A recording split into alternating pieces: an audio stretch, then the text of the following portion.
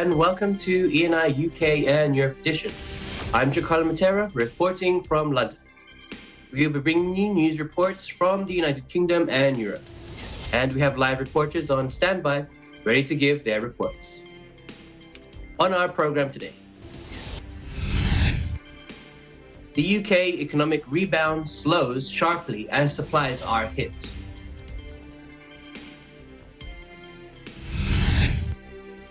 The European Union increases growth forecast for 2021 up to 5%.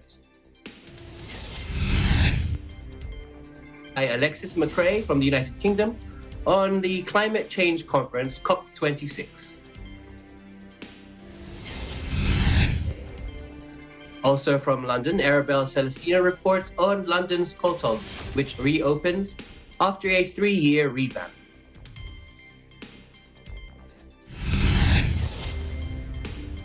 From Spain, lovely Apple Joyce Fabros reports on the demonstrations in Barcelona to demand police dignity.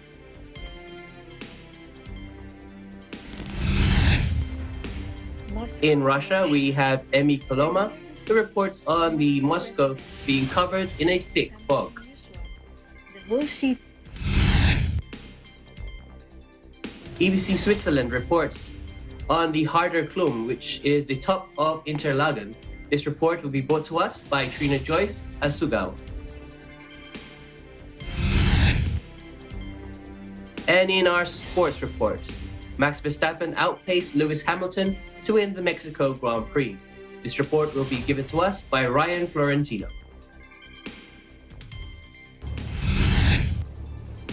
And our view from our window this week comes from the turquoise waters of Croatia's Blue Lagoon.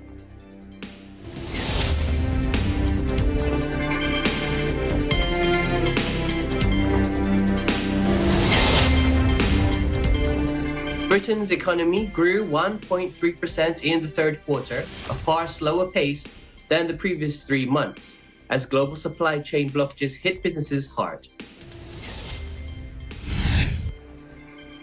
As the world reopens, we know that there are still challenges to overcome, said Finance Minister Rishi Sunak. Despite the sharp slowdown in the third quarter, the Chancellor of the Exchequer added that the UK was forecast to have the fastest growth in the G7 this year. The UK economy was still 2.1% below its level before the outbreak of the coronavirus pandemic at the end of 2019. The economy contracted 0.2% in July before rebounding in August and September. He added that the trade deficit widened as exports of goods to countries outside the European Union fell and imports, particularly of fuel, increased. As countries reopened from the pandemic lockdowns, companies are struggling to meet demands for goods, services, which sends inflation soaring. A combination of rising COVID cases and shortages of raw materials, components, and labor came together to present significant headwinds to growth. It is encouraging that the economy maintained some momentum in September, but there's no denying that this rounded off a tough quarter for businesses, with supply constraints being hit hard. The Bank of England last week forecast that the UK economy would grow 7% this year after the nation emerged from the pandemic lockdowns. However, it estimates that growth would then slow to 5% the following year. With the easy gains from reopening the economy exhausted and policy support being withdrawn, the recovery has entered a much tougher phase. In addition, the situation has been made harder by the escalation of supply chain disruption and the increases in inflation, which will eat into household spending power. Brexit is meanwhile set to hit Britain's economy growth more than the coronavirus pandemic in the long term, said the head of the UK governing body advising on the financial outlook. In the long term, it is the case that Brexit has the bigger impact than the pandemic did, said the chairman for the Office of Budget Responsibility, Richard Hughes. Britain formally departed the European Union at the start of the year, contributing to current supply disruptions. In France now, forecasting is an exercise done quarterly by the EU executive arm. The European Commission, and lately, despite higher energy prices, supply chain bottlenecks, and a fresh wave of COVID-19 cases, the EU increased its growth forecast for 2021. The Eurozone economy is said to expand by 5%, 0.2% more than previously forecast. For the next year, the prediction is lower for 4.5% growth in 2022 and 2.4% growth in 2023, which is still solid growth. Of course, as also mentioned by UK Economic Affairs Commissioner, the recovery said that the latest forecasts are highly dependent on the pandemic and its evolution within and outside the EU. Recent inflation was also mostly linked to the post-pandemic reopening and is expected to peak at 2.6% this year before a slight slowdown next year. With all the uncertainties, especially with COVID-related risks, forecasting is very difficult these days, but is very important for the Commission's oversight of the members' state economies. Recently, the EU made a reform on its budget rules, limiting public debt to 60% of the GDP. However, the public debt levels in Italy, France, Belgium, Greece, Spain, and Portugal are said to remain over 100% of their own GDP through 2023. This can be a politically sensitive point among northern member states, but France and other member states are asking for changes to the rules to avoid conflicting policies that would negatively affect the post-pandemic recovery. It's time for a break now, but please come back for some more ENI UK and Europe edition.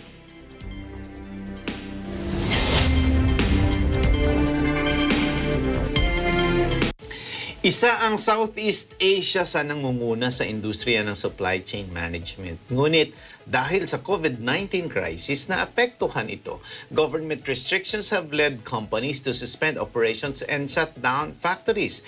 This is all happening while the manufacturing sector is already struggling with rising raw material costs. Paano nga ba makakabangon ang mga kumpanya? In this episode, we'll find out with our guest, Mr. George Santiago, General Manager of RS Components, as we discuss supply chain resiliency. Companies should start with adopting digital transformation. But the good thing is, maganda yung competition, so maraming services and solutions that were made available. All these in this episode of Open for Business. Solusyon, aksyon, re-responde na ang bagong aksyonan ng bayan. Abangan, Responde, mata ng mamamayan, dito sa Net 25. Welcome back to ENI UK and Europe edition. I'm Jakarta Matera with more interesting stories from the UK and Europe this week. The much-awaited discussion took place at the 26th UN Climate Change Conference of the Parties, or COP26, in Glasgow. To give us the highlights of Week 2, here's Alexis McRae. Let's listen in. After a rainy week here in Glasgow, Scotland, the UK's largest summit of world leaders has come to an end. Here are the highlights of this year's COP26, the Summit on Climate Change. A draft pact was published Wednesday morning, which urges countries to reach net zero emissions by 2050 and to limit global warming to 1.5 degrees Celsius. When the draft was released, Prime Minister Boris Johnson urged world leaders to revisit and strengthen all 2030 targets. The line is in sight, but if we're going to get there, we need a determined push to get us over the line. We need to be more ambitious and we need more credible plans for implementation. The UK pledged £165 million to address the inequalities that make women and children more vulnerable to climate change. This will go to empowering local communities and grassroots women's groups around the world. Despite promising pledges, the legitimacy of COP26 has been questioned by the thousands of protesters who marched in the city of Glasgow last weekend. While the leaders are inside deciding and debating, climate activist groups took to the streets to show their disdain at the exclusivity of the event, which leaves out the voices of those most hit by climate injustices. Those coming in their private jets and super yachts get to speak at COP and lecture us on how to save the planet. The Philippines is one of the most impacted countries when it comes to the climate crisis. I have witnessed firsthand how two of the costliest typhoons to ever hit the country just last year, floods reaching the roofs of 2- 3-story buildings, lives and livelihoods erased overnight. Former US President Barack Obama arrived in Glasgow earlier this week. He urged the youth to keep putting pressure on the world governments to act, and he also addressed world leaders to put the cause above politics. If you would like to find out what your country has pledged during this COP26 or past COPs, and to see its progress to combat climate change, you can find all this information at www.climatewatchdata.org. Reporting from Glasgow, Scotland, I'm Alexis McRae. We live in interesting times. Thank you very much, Alexis, for that update from Glasgow. The Courtauld Gallery in London reopens after a 3-year transformation. We have Arabelle Celestino on her report. Let's listen in. London's Courtauld Gallery, shut since 2018 for renovation works, reopens its doors later this month after what it said was the largest transformation project in its history. The gallery, located in Somerset House, a listed building on the banks of the River Thames, has undergone a multi-million-pound renovation and restructuring. Here's the Courtauld Gallery director, Ernst Vaglen Vorkler-Bergen. Let's listen in. Well, the Courtauld has one of the great collections in the UK, and what we wanted to do was to marry it sort of harmoniously to this extraordinary, important historic building, so the two things come together and work together beautifully. The collection ranges from Botticelli to the 20th century, but the real sort of crescendo is the room in which we're standing now, this extraordinary... That's right, so this gallery, which is called the Great Room, was built in 1780 specifically for the Royal Academy to house their annual summer exhibitions, and pictures were stacked sort of floor to ceiling, frame to frame, and it was a great sort of spectacle, one of the most important spaces for the arts and society in Georgian England. So to give this space back to London and the country is something really wonderful.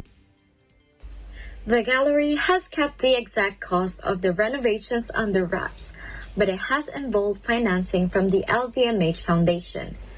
Its world-renowned collection of Impressionist and Post-Impressionist paintings will be displayed in the renamed LVMH Great Room. On display, when the gallery reopens to the public on November 19, will be works by Cézanne, Manet, Van Gogh, Modigliani, Seurat, Degas, Gauguin, Renoir, and Monet. Among the most famous pieces is Van Gogh's self-portrait with bandaged ear and Manet's A Bar at the Folies Bergère. Van Kleurbergen said coronavirus restrictions had also shut down the site for a time, forcing a cut in the number of staff working. It feels like the right time to be reopening in a sense, he added. The mood is changing, and we hope this will sort of bring joy and delight and inspiration to people who want to go out and discover the city and reconnect with the arts again. The project has been supported by £11 million, which is $14.9 million, and €12.9 million in funding from the UK's National Lottery Heritage Fund and £10 million from Leonard and Emily Blavatnik. Oil and media investor Leonard Blavatnik was Britain's richest man last year, according to the Sunday Times Rich List, with a personal fortune of £23 billion. Reporting from London, United Kingdom, I'm Arabelle Celestino, and we live in interesting times. Thank you for today's report, Arabelle. We go to Barcelona, Spain now, where thousands took to the streets to demand that police be treated with respect and dignity. Lovely Apple Joyce Fabros has the details. Let's watch. About 2,000 Mossos d'Esquadra, local police and security guards recently called a demonstration in Barcelona to demand respect and police dignity. The protests began in the vicinity of the parliament and ended in Plaza Sant Jaume in front of the Generalitat de Catalunya Palace. The unions of Mossos d'Esquadra, urban guards and local police agents have marched with a banner that read, "For public safety." The manifestation was a success and showed the aggravation they suffer in their daily duty. Despite the fact that the agents forewarned that the situation they suffer was caused by the involvement of all the political parties, deputies and councillors of the PP and citizens were present in the police demonstration. In the joint announcement, they guaranteed that the policemen suffered direct attacks that caused a lack of authority and nullification of their profession. According to the manifesto, the demonstration served to say enough to the constant politicization of their profession. The partisans used to wear down the government of the day and the lack of political courage to defend the body of the Mossos d'Esquadra, the respective local police, the municipal guards, and the urban guards before, according to which sectors, as well as the aggressions that they have been suffering have taken them to the streets. Ima Viudes, spokesperson for the SAF-FEPOL union, stated that the police considered the situation untenable. She demanded that the politicians condemn all the attacks perpetrated against the agents. Viudes calls for the police forces to be protected and accuses politicians of using the police for the interests of the formations. According to David Miquel, the spokesman for the Catalan Police Union, the situation they are experiencing in the streets and the aggressiveness of the attacks on the police is exceptional. Miquel added that very violent behaviors were taking place in a group binge drinking, such as stabbings and sexual assaults. Miquel insisted that those who are in charge have to react now because it's not normal that hitting a police officer is cheaper than the tow truck taking your car or a speeding radar catching you. The protesters did not sing proclamations as they peacefully marched through the center of Barcelona and lit firecrackers in front of the Generalitat to conclude the protest. Reporting from Barcelona, Spain, I'm Lovely Applejays Fabros, and we live in interesting times. Thank you, Lovely, for bringing us that story. Time for a break now, but please come back for some more E&I UK and Europe edition.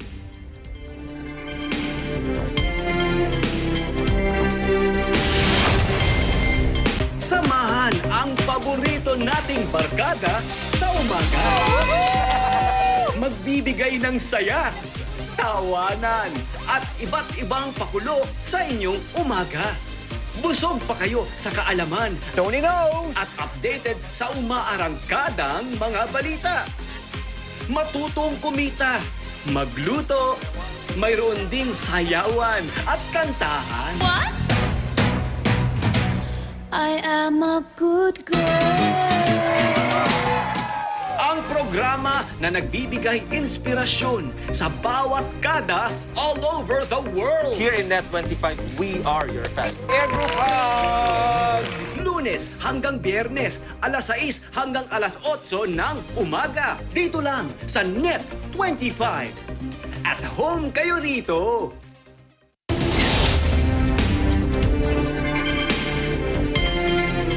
Welcome back to E&I UK and Europe edition. Now for some more interesting stories from around Europe this week. An unusually dense fog covered Moscow earlier this month. To bring us this story, here's Emmy Coloma. Let's watch. Moscow, Russia.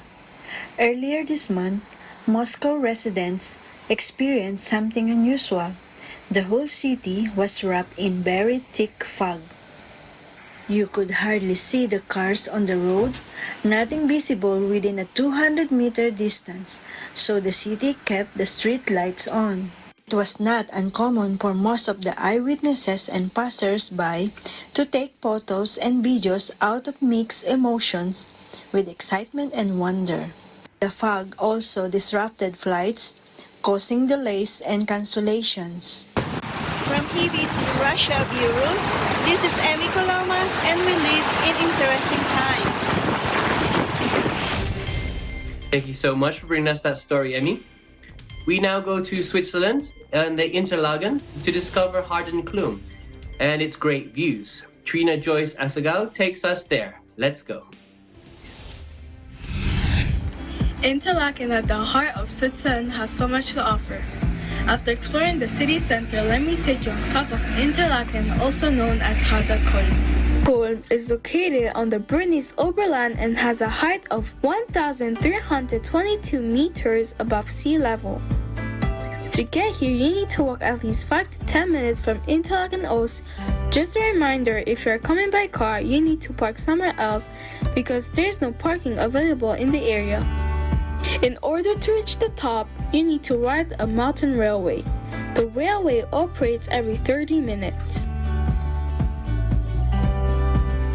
You can also purchase tickets online or on site. It takes about a 10-minute ride to reach the top. Meanwhile, you can start enjoying the view. Alright, you still need to walk in order to reach the peak of Hardenklum. Once you reach the top, you can enjoy the view from the outdoor restaurant which serves lunch and dinner. Next to the restaurant is the famous Instagrammable Two Lakes Bridge, which has a spectacular view of Lake Prince and Lake Thun. You will never get tired of this amazing view. The perfect turquoise color of the lakes and the green mountains makes it picture perfect. It's only open between April and November, so be sure to check this view on time. I'm Trina Jisusuka from EBC Switzerland. We live in interesting times.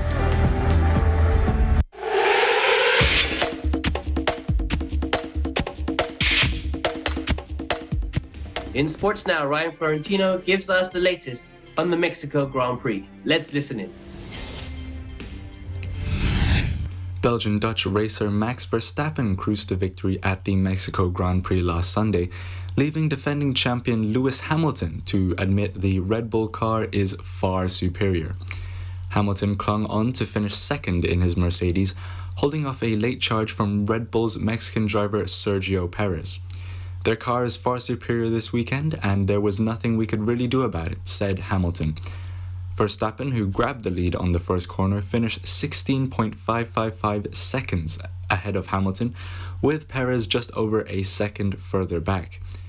The Dutchman increased his lead in the World Championship to 19 points from Hamilton, with 4 races left. There's still a long way to go, Verstappen said. It's of course looking good, but also it can turn around very quickly. Frenchman Pierre Gasly was 4th in an AlphaTauri, followed by the Ferraris of Monegasque, Charles Leclerc, and Spaniard Carlos Sainz. Perez still earned the first podium finish by a Mexican driver in the race. Their pace was on another level, he said. I don't think we could have won even if we stayed ahead at the first corner. They could have driven circles around us. The battle resumes in Sao Paulo, Brazil next week before the championship heads to the Middle East for the last 3 races. And that about wraps up our sports for this week. Again, I am Ryan Florentino reporting for ENI UK and Europe edition, and we live in interesting times. Thank you, Ryan, for that sports update. We'll end our show this week once again with our view from our window. And today we will take you on a boat ride in Croatia. A quick boat ride from Split takes you to the Blue Lagoon. The lagoon is known for its clear and turquoise waters. If you're looking for a destination around Split for a great day of swimming and relaxing, by the Blue Lagoon. This video is courtesy of Christine Delagen from our EBC Switzerland Bureau. Thank you so much for this view, Christine. And that's it for today's program. We hope you stay safe and keep positive as we bring you more stories next week from around the United Kingdom and Europe. I'm Jakarta Matera, and we live in interesting times.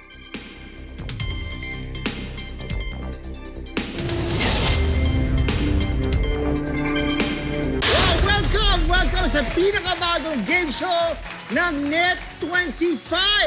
Maraming salamat po sa napakainit na pagtanggap niyo sa akin para maging bahagi ng saya at panalo agad-agad. It's been a while and you deserve it. That dimples should be seen everywhere. Kaya simulan na natin ang pamimigay ng agad-agad na kasiyahan at cash siyahan dito sa Nuwas Game Show na diskarte at bilis ng kamay ang puhunan. 3 rounds ang paglalabanan ng 4 na players. Isa sa kanila ang magwawagi ng 20,000 pesos na posibleng umabot ng hanggang 100,000 pesos!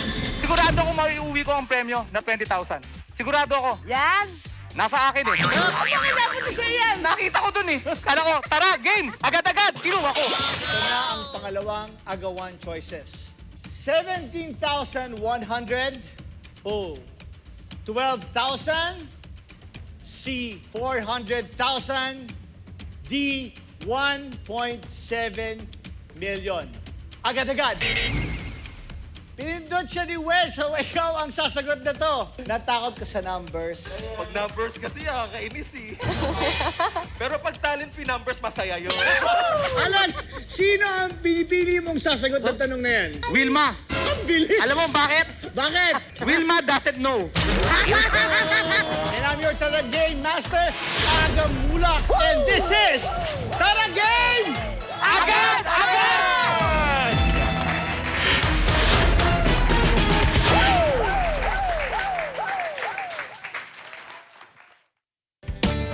Pero wag muna ngayon, di ba aayon? Puso ko'y handa, baka lang madapa, darating ang takdang panahon. Hello po, ako po si Jassy Busran at may tuto pa rin po akong isang letter sender request ngayong linggo sa Letters in Music 1 to 2 p.m. Dito lang sa Net 25. See you! Magkawag ng kamay, may palaging kasabay, may special someone sa aking buhay.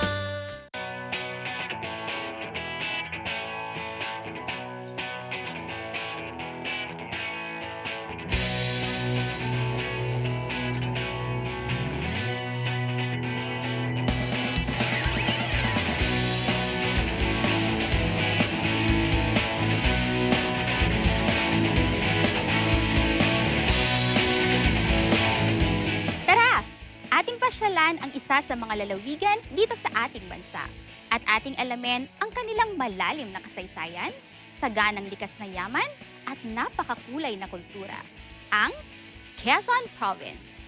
Dito lang yan sa Tara! Ating pasyalan. Let's go!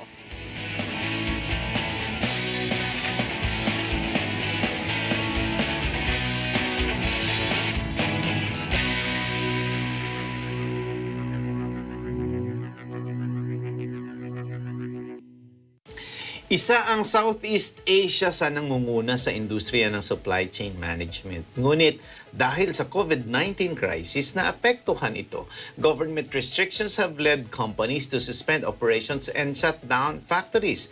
This is all happening while the manufacturing sector is already struggling with rising raw material costs. Paano nga ba makakabangon ang mga kumpanya?